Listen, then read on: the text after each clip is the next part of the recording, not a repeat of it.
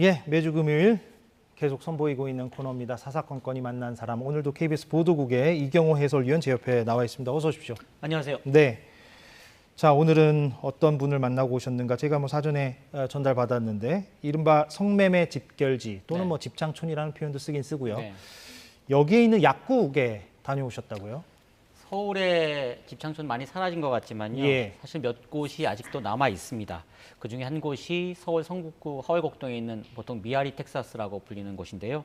오늘 만날 주인공은 이미선 약사분이신데 이곳에서 약국을 한 20년째 운영하고 계신 분입니다. 오늘 왜 주인공으로 선택했는지 계속 보시면 그 이유를 알 수 있을 것 같습니다. 예. 만나보시죠. 네, 찾아간 날이 어제 오전이었는데요. 약국은 소위 미아리 텍사스라고 불리는 서울의 한 집창촌 입구에서 불과 100여 미터 떨어진 곳에 있습니다. 우선 약국 소개부터 들어봤습니다. 엄청 작죠. 이제 크지 않은 약국이고, 예. 그리고 이제 뭐 이렇게 와서 보시면 알지만 주변에 병원도 없고, 그러니까 저만 혼자 딱 떨어져 있는 약국이죠. 이 약국에 주로 환자분들, 손님들은 좀 어떤 분들이 많이 오세요? 주로 이 지역에서 일하는 그런 성매매 여성들, 또 관련해서 일하고 있는 이모들, 뭐 주방에서 일하시는 주방 이모, 또 미용 이모, 또 여기 좀 약간의 주택가가 형성이 돼 있어요. 그래서 이제 그쪽 분들 그렇게 오시는 거죠. 몇 년째 약국을 여기서 운영하고 계신 건가요? 여기서는 제가 2004년부터니까 20년 됐네요, 이제. 그 당시에 뭐 딱히 제가 어떤 선택의 여지가 없었어요. 저는 여기가 고향이에요. 본 적도 여기고 1990 몇 년에 이제 여길 들어왔을 때 엄마 아버지가 다 여기 살아 계셨거든요. 그래서 그 옆으로 온 거예요. 아, 바로 집 앞으로 오신 거네요. 네네, 그럼 살려고. 이 동네에서 태어나시고 이 동네에서 네, 공부하시고 이 동네에서 초등학교, 중학교, 고등학교, 대학교 다 마쳤어요.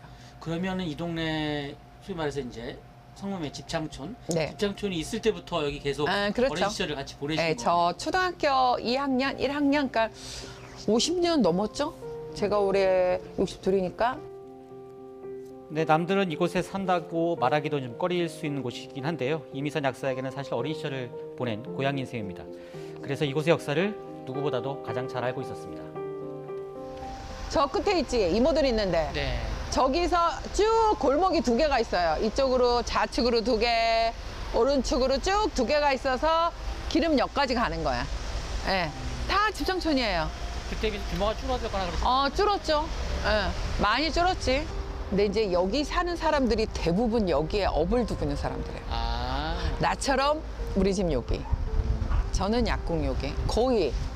그러니까 여기 사시는 분들도 다 이쪽 집창촌과 네. 관련이 돼 있는. 네, 그렇죠. 여기에 월세방이 많은데 여기서 일하는 친구들이 많이 살아요. 왜냐 가까워야 되니까. 멀면 차비가 들잖아. 네, 이곳이 1988년 서울올림픽 때 가장 번성을 했었는데요. 그때는 성매매 업소가 한 400여 곳 정도 있었는데요. 당시 약국을 차릴 때 바로 약국 앞이 또 성매매 업소였다고 합니다. 그런데 이제 그 이후에 이곳도 이제 많이 주변이 재개발되고요. 아파트 올라서면서 주민들이 또 철거 요구 많이 하고요. 또 단속도 좀 심해지면서 지금은 많이 줄었는데 여전히 한 4, 50곳 정도 남아 있다고 합니다. 예. 물론 저곳이 본인이 이제 태어난 고향이라고 아까 말씀을 하셨지만 네. 저 인근 다른 곳에 가서 약국을 차렸을 수도 있는데 저곳에 차렸다는 것은 어떤 계기나 남다른 어떤 심리가 있었을 것 같긴 한데요. 개인적으로 좀 어려운 일을 많이 겪으셨다고 합니다. 처음에는 인천에서 약국을 시작했는데 좀 그게 좀 잘 안 돼가지고 예. 고향으로 돌아왔고 또 그 앞에 이제 조그만 공간이 나서 거기서 약국을 시작하셨다고 합니다. 부모님도 계셔서 같이 모셔야 되는 뭐 그런 것도 있었고요. 근데 처음에는 약국을 시작할 때만 해도 뭐 그냥 그 집 앞에서 좀 약국 좀 하자. 뭐 거기가 이제 성매매 업소 주변이라는 것은 있었지만 하지만 약국 개업하고 한 1년 정도 지났을 때 큰일이 있었는데 그때가 2005년도였는데 당시 미아리 텍사스 화재 사고가 있었습니다. 기억하실 분도 있을 것 같은데요. 그때의 경험이 그다음 본인의 이 약국을 운영하는 본인의 삶을 좀 달라지게 했다고 하는데요. 그 얘기 한번 들어봤습니다. 예. 그러니까 사실 정말 네. 너무 슬펐거든요. 왜냐 우리 문을 열면 여기 차가 있지만 저쪽에서 문을 열면 애들이 드레스를 입고 앉아 있으면 나랑 눈이 맞아요. 그러니까 그런 애들이 다 죽은 거예요. 근데 지금도 기억이 나는 건 그 아이들이 죽었을 때 몸이 요만해져서 오는 거예요. 나오는 게 흰 천을 덮어댔어요. 물어봤어요. 소방관한테 왜 저렇게 했대. 쪼그려서 죽는다고. 호흡이 안 되니까. 다 이러고 죽는데요. 그러니까 애들이 키 큰 애들이 일반적인 애들이 몸이 다 요만해져서 오는 거야. 어우 그게 얼마나 슬퍼요. 내가 그거를 보고 한 3일을 잠을 못 잤어요. 그 이후 성매매 여성들 개개인의 삶이 보이기 시작했다고 합니다. 그러니까는 이 친구들도 열심히 살았다.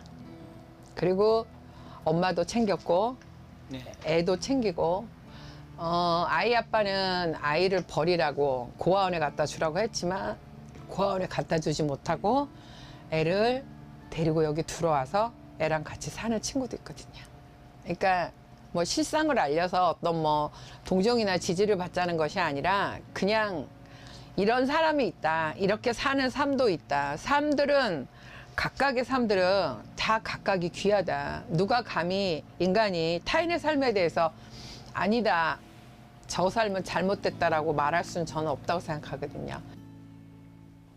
예, 저 약사분께서 성매매 여성들에게 이제 많은 도움을 주고 네. 있다고 들었는데, 예, 어떤 내용입니까? 약사이니만큼 뭐 약국 찾아오는 분들한테 이제 건강 상담 같은 거 당연히 해주시고 있고요. 예. 또 여성들이 또 무엇이 필요한지 본인이 먼저 뭘 도와줄까 이렇게 얘기하지는 절대 않으신다고 하고요. 도움이 요청이 오면 당연히 그때부터는 이제 발벗고 나서서 도와주시는데 본인 별명이 좀 여기저기 아는 것들 많고 참견을 많이 해서 오지랖퍼라고 오지랖 넓다고 해서 예. 하신다는데 그렇게 좀 많이 도와주다 보니까 처음에는 좀 어렵게 대하던 성매매 여성들도 차츰 친숙하게 됐고요. 지금은 그래서 본인이 그 동네에서는 약사이모라고 불린다고 하는데요.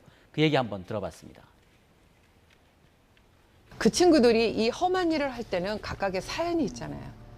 그 개인이 안고 있는 아픔을 내가 감히 뭐라고 거기를 이렇게 단죄를 할 수는 없죠. 그거는 올바르지 않다고 생각해요.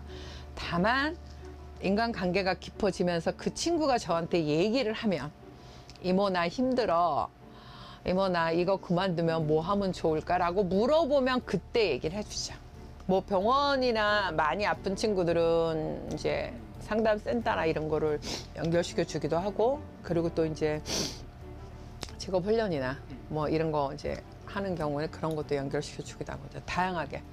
그러니까 제가 좀 오지랖이 넓어요. 거의 뭐 지구를 한 바퀴 다 돌을 만큼 오지랖퍼라 이제 아는 사람들이 좀 많으니까 다양한 제가 갖고 있는 인적 베이스를 이용하는 거죠. 그래서 이렇게 저렇게 다양하게. 이제 이게 가끔 보면 병이 걸려서 그만두는 친구들이 있거든요. 근데 그 친구들이 여길 떠나질 못해요. 여기밖에 아는 사람이 없어요. 그냥 요 근처에 이제 월세방에서 살고 있어요. 그럼 이제 알죠. 아, 얘가 암에 걸렸구나. 그래서 수술했구나. 그러면 택시 타고 가야겠구나. 밥을 잘 먹어야겠구나. 그래서 뭐 영양제를 챙겨주는 일, 또 밥값을 준다든가 차비를 준다든가 뭐 이런 일들. 그러니까 돈도 주기도 하고 약도 주기도 하고.